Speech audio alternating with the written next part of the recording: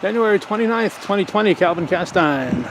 Chilly morning in late January, and we're going inside the Plattsburgh-North Country Chamber of Commerce to get the Chamber of Commerce views on the state of the economy in and around the North Country. We've given you a summary of what we'll be going through here in just a minute, but as I said, please don't look at the second page. You'll see the Business Confidence Index is there for your reference afterwards, but please hold until we've formally unveiled and announced it in just a few minutes.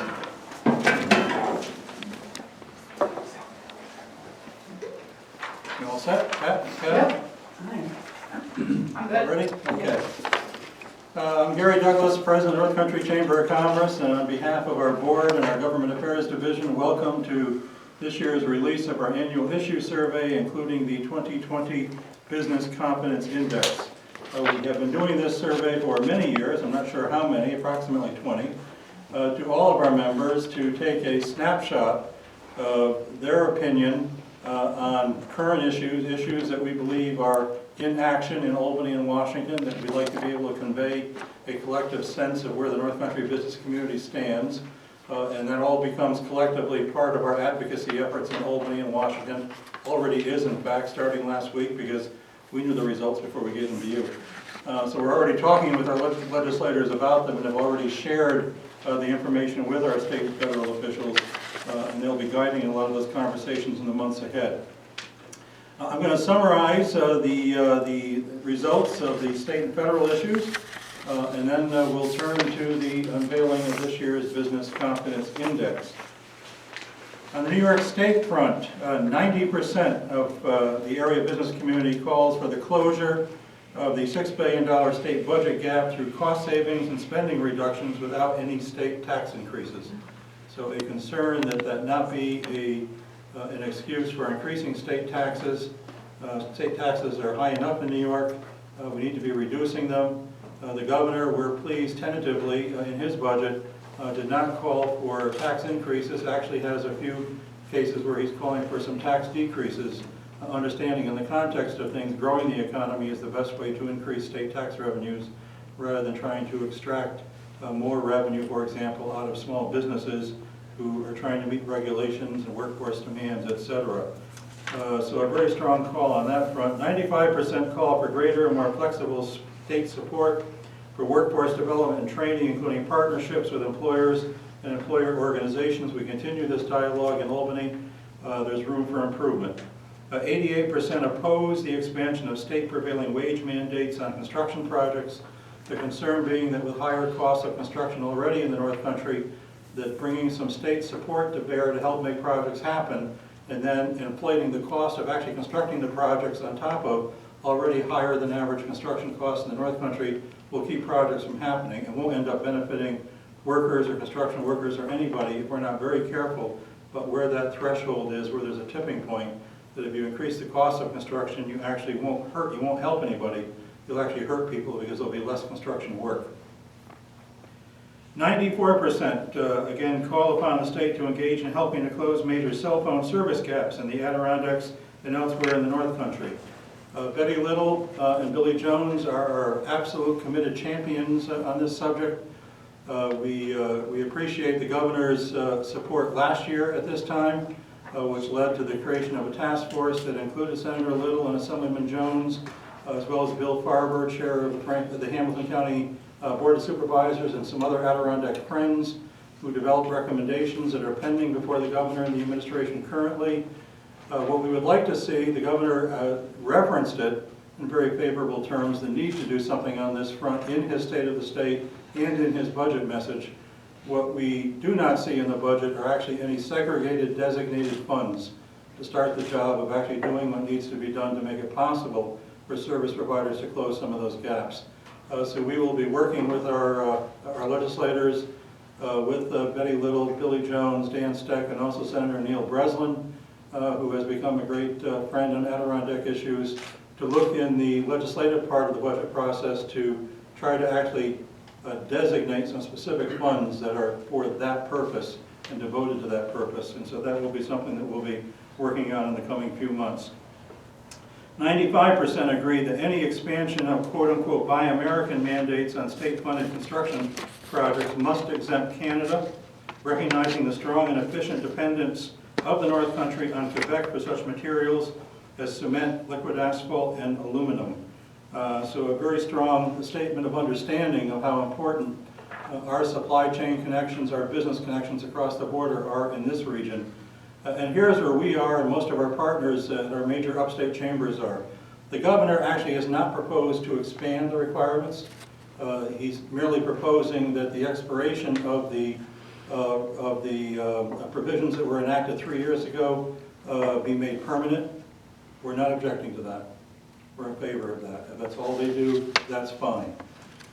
Where our concern lies is that we know when you put this topic on the table as part of the budget process, there will be state legislators in some places across the state who will be saying, oh, we're going to talk about buying. Well, I want to protect this member of mine in my district because he's getting some competition from China or Canada or someplace. And so we absolutely predict that we will see proposals coming from members of the legislature to take this opportunity to add things. We want to be very careful about that.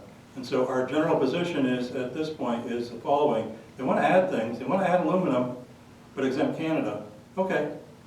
Target, Chinese aluminum. If the target is really China, unfair competitors for U.S. sources, we're not going to enter into that discussion. That's fine. But exempt Canada. We're too economically intertwined to not understand that we'd be shooting ourselves in the foot if we start adding things to that list and don't exclude Canada from those provisions. I'm going to give you an example. What do you think is the percentage of dependence on the North Country region here for cement and concrete? Where does it come from? 100%. Quebec.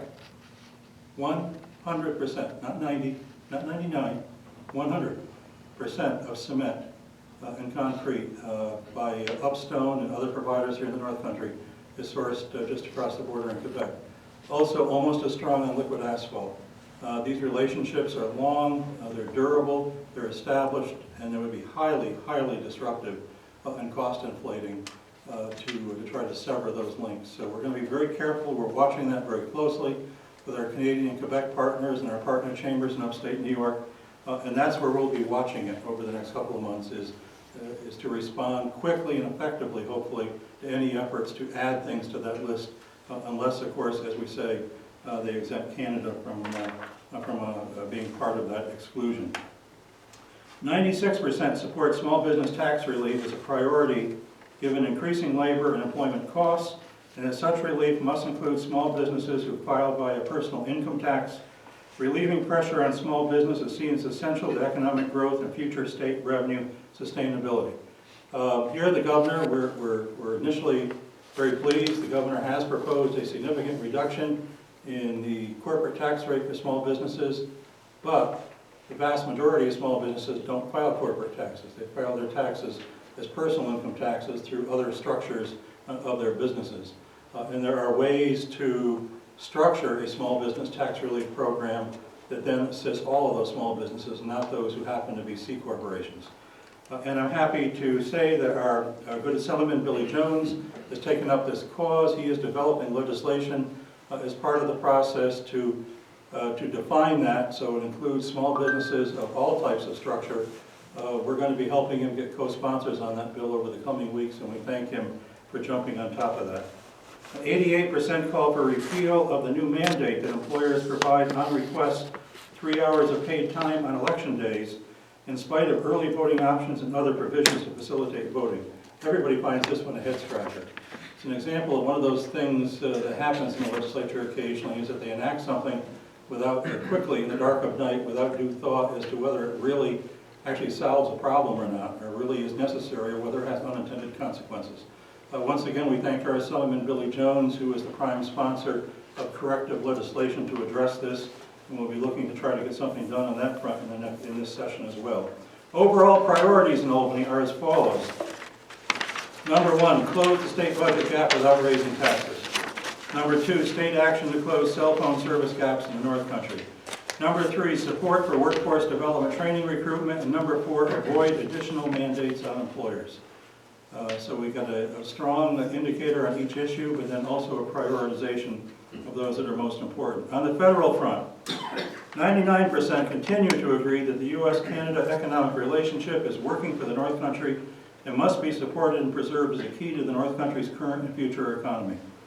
Consistent with this, 97% agree that U.S. Customs and Border Protection staffing levels and operations at Champlain and other northern border crossings must be guaranteed and not be compromised by demands from the southern Mexican border. Now, on the 99% front, we need to find those three people who still haven't understood how important this is to us. But it's almost a unanimous expression. Once again, it was 99% last year of how important that relationship is. We asked that question, we ask it again this year, because it's important to enunciate that expression on an annual basis. It's such an important part of our agenda and our conversations and all of our strategic activities that having that fresh affirmation that the business community in this region gets it, and gets it very strongly and resoundingly, is an important part of our communications on a number of fronts. And we will continue to work with Senator Schumer and Congresswoman Stefanik and others who are endeavoring to enact provisions so that U.S. Customs and Border Protection can no longer be required to shift personnel from the northern border to the southern border.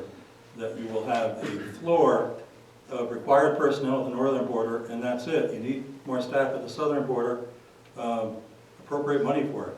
Hire more personnel, find other sources, but don't rob Peter to pay Paul when it comes to border personnel. We'll continue to work towards that. Reflecting broad appreciation for the economic importance in our region of our large and growing transportation equipment and aerospace cluster, 95% support congressional enactment of a new federal multi-year transportation bill that enhances investment in our infrastructure and in the types of mass transportation equipment produced in the North Country. That'll be a priority, as it is typically about every 4 or 5 years when one of these bills approaches expiration to work on getting a new one that ideally, again, is multi-year. We had a period several years ago where Congress couldn't come to agreement and they kept doing short-term extensions of the transportation bill. And then what we started to see was a lot of transit authorities stop putting contracts out. Because very conservative transit boards are looking at it and saying, yeah, you know, we kind of know there's going to be a transportation bill, but we just as soon wait on putting that new bus or that new rail car contract out in the market until they've actually enacted a bill and we're sure what the numbers are. So we don't want to get back into that. We want to keep that pipeline going and contract opportunities for our companies. And then also on the state front, very relevant to this, we continue to work very actively with the governor's office and his team and with our friends at NovaBus and also at BAE Systems, which is a battery technology partner for NovaBus based in Endicott, New York, on preparations to be hopefully, certainly the states, but ideally the countries and perhaps North America's lead manufacturer of electric buses over the next 20 years. We began a conversation with the governor's office in February, almost a year ago, to position awareness and a continuing dialogue with NovaBus around this topic. It was a key to the governor's State of the State a few weeks ago, and in his budget, already looking to transition the MTA, which is the giant in the room, to electric buses. That's going to start shortly in terms of their procurements. But then all of the 5 major upstate transit authorities to require and then provide state funding to make it possible that they transition to 100% electric fleets by 2035 and that they have 25% of their fleets transitioned by 2025, which is only 5 years away. So we're going to continue that conversation, but it's important to understand how that initiative fits into manufacturing and employment in the economy here in the North Country. And to know that we're very involved in the background and conversations to highlight in every way we can NovaBus's readiness to be a very productive part of that, of those new aims, those new goals, and that funding. By the way, when the state funds things like buses and rail cars from state funding without federal funding, they can prefer state content. When there's any federal funding involved, they can't. Because the federal government won't allow you to prefer providers on a state-by-state basis. This funding would be able to prefer and highlight state content by providers like NovaBus and BAE. So we've shared those results. Those are the results on the various issues and prioritization, a little bit of insight on how we're already working on some of the things that are expressed there and some of the things that the governor has expressed. Let me just note one more thing on the U.S.-Canada front, that we understand that at 10:30 today, so in about 6 minutes, 7 minutes, President Trump will be officially signing the enabling legislation for USMCA. So that obviously was a top priority last year, and that's a nice coincidence to have that signing actually taking place as we unveil our priorities for the new year. With that, we're going to unveil the 2020 Business Confidence Index. You will see we always have the sign for last year, in which we had a 96% finding. The Business Confidence Index is the combination of those who indicate that they believe their business activity, whatever that is, there are a lot of different kinds of businesses, that their business activity will be up this year, plus those who believe it will be steady. Last year that came to 96%. I'm going to ask my executive committee members, all of you, come up, and Mike, come up. Gather around the sign. Alex and Terry, I'll let you do the actual unveiling, but if the others of you will gather by them. Come on over here, bud. There we go. And the 2020 Business Confidence Index is 96%. We're on a roll.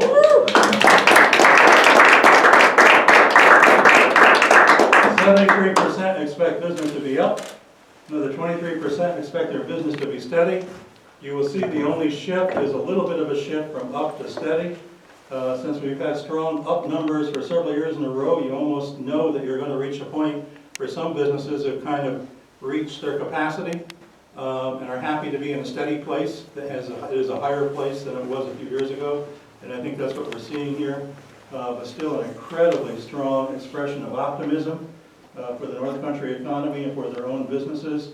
It is in sync with the Polycom ranking that we released recently that showed the Plattsburgh micropolitan area number 26 among 542 micropolitan areas nationwide for economic strength, up from number 40 just a year earlier. Something is going on here that outside analysts are able to look at and say, yeah, this Plattsburgh area has very strong trends. They look at a 17-year period, by the way. There are some things that might be a 1-year blip. You might have a couple of major projects or something that might shoot your number up for a single year. Polycom analyzes trend data over a 17-year period. And so when they come to their findings of economic strength, they're really reflecting a sense of what is happening and what in a sustainable way is happening in a given micropolitan area. So this reflects that on the ground, that same kind of sense of economic strength. We know the record lows in unemployment we've reached. Certainly employers know that. That's why they want more help with workforce development and recruitment. We know that's a reality on the ground. We know our Canadian visitation numbers and spending are strongly up. That's not the case everywhere, but thanks to our Visitors Bureau and our hospitality community, it's up here. Sales tax revenues are up. If you look across the board, everything affirms this, that they are right to be thinking positively about the economy. And it's not a surprise that they're expressing it, but it's always a very welcome indicator, something that I'm a great believer. Walt Disney once said, people spend money where and when they feel good. So when you have a business community that feels good and feels good on a sustained period, that has these other reinforcing findings saying you're right to feel good, they're going to invest more. They're going to spend more. They're going to look to add those 5 positions or 3 or 20 that they've been thinking about, or that new piece of equipment or whatever, because they feel good about how their business is doing and how the area that they're in is doing. And that's where we believe over the coming year we'll be seeing some of the outcomes of this. I'm going to ask for a couple of my officers here to add a few comments. Terry Byer, Chair of the Chamber. Terry? Thanks, Gary. Morning, everyone. You know, a business confidence index of 96% and a recent ranking of 26 out of 542 micropolitans throughout the United States is just more great news for the Plattsburgh area. This community has an outstanding cross-section of local leaders, elected officials, economic development organizations, and educational institutions who together listen to the needs of local businesses and work to implement solutions to everyday challenges. We should all be very proud that the North Country has an environment which instills confidence in local businesses that 2020 will again be a successful year. Thank you. Thank you, Terry. Barry, come up. Alex is chair of our Government Affairs Division. Good morning, everyone. Wow, this is the third year in a row where the Business Confidence Index survey in the North Country has reached 96%. This is truly a credit to the Chamber of Commerce, the Development Corp, and so many other economic development related agencies, as well as all of our elected local, state, and federal officials. It is their wisdom and leadership that has allowed this good news to happen again and again each year. But most of all, this outstanding level of business confidence is a direct result of the stamina, courage, and persistence of our business community. Despite the increasing difficulty of doing business in today's world, where the internet means competition from every corner of the globe, our business leaders are optimistic, our business leaders are very confident, and not surprisingly, our businesses have and continue to be successful. They are an inspiration to us all, and I am very proud to be a small part of this very great community. Thank you. Let me take a few questions, and then several of us will be available to talk with you afterwards. Any questions you want to ask at this point? Pat, always have a question. Yeah, Make it a good one. I made some notes. Going back on the federal issues, Yes. you were talking about enactment of a new federal multi-year transportation bill. That's been an issue for quite a while, getting some infrastructure, funds and actual on-the-ground work done. What do you think the odds are of that actually happening and then that being able to filter down to our area? I guess I would say 50-50. The 50% negative part is that we're now into an election year, and we know of the various distractions, some of which are underway now and will continue, that are centered on positioning for elections, and that may interfere with some things getting done that you would like to get done this year. So unfortunately, it would not surprise me if we end up with a punt into next year.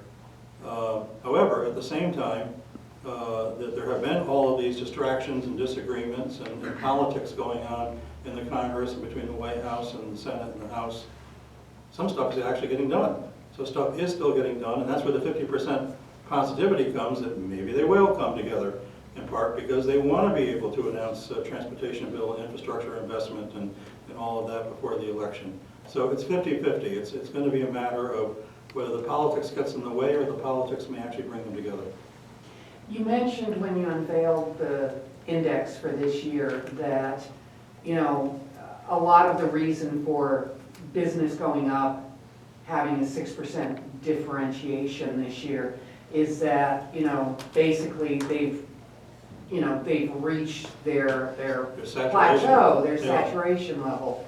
But for 6%, it can't be all of the businesses. I mean, are you hearing other reasons other than reaching their top level or their plateau as to why they're not quite up as high as they were last year? Well, it's not that they're not. It's what they're expressing is some of them. You don't know if it's the same people that responded either. But some of them expressed last year that they expected their business to be up, and now this year are expressing that their business to be steady. So that's not going down. That's not a bad thing, particularly when you're coming off a few years where the economy has clearly been growing and we've had this high optimism. But there certainly are factors out there for some sectors. We know that some of our small businesses are stressed by the employment challenge. We know that some restaurant operations don't have the numbers of wait staff that they've been able to hire in the past. And so it's impacting their business, impacting customer service. It's putting stress and longer hours on owners who don't have as much help as they were able to obtain. So I would connect part of it back to that workforce challenge, is that there certainly does, there's a higher cost of workforce and just more competition for workforce. And that particularly hits at the smallest level where the minimum wage has gone up. Other employment regulations have increased challenges for the smallest businesses who don't have HR departments to deal with things.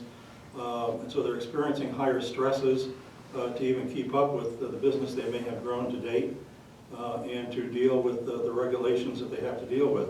That's why, again, I think appropriately you see in the issues, you see some of those factors reflected. The need to stop enacting more employer regulations for a year. Hit pause, fellas. The last couple of years, it has been a cascade of new mandates and regulations on employers. And you can put an argument behind every one of them as to why they're well-intended and why they're a good thing. But for the small family business that is struggling to keep the doors open and doing everything themselves, it's causing stresses. So pause on the regulations and then work to provide some tax relief for small business, which the governor has proposed, but as we noted, it needs to be redefined. So because most of those businesses are not paying their taxes as C corporations. So I think there actually is a connection that you can see to the questions and the answers to the questions of where some of those stresses are. Cal? Gary, have you ever done a study where it's weighted? Obviously, there's businesses that employ more people than others. You know, if I'm a sole proprietor and I answer one way, and you've got 500 employees and you answer another way, that's 50-50, but it's not. It's 500 to 1. We don't do that in this survey. We do and did a few months ago. Some of you will recall we did a survey just of small businesses and asked some of the questions about workforce and what are their greatest challenges, and they ranked some of those. And we'll do that again later this year. So we do a separate survey that only goes out, I think, to our businesses with 50 or fewer employees. It gives you a different little snapshot, although it wasn't a lot different, but it does allow us to state specifically small businesses as opposed to Bombardier or other companies that may be part of the mix of these answers. Anything else will be available? All right, thank you.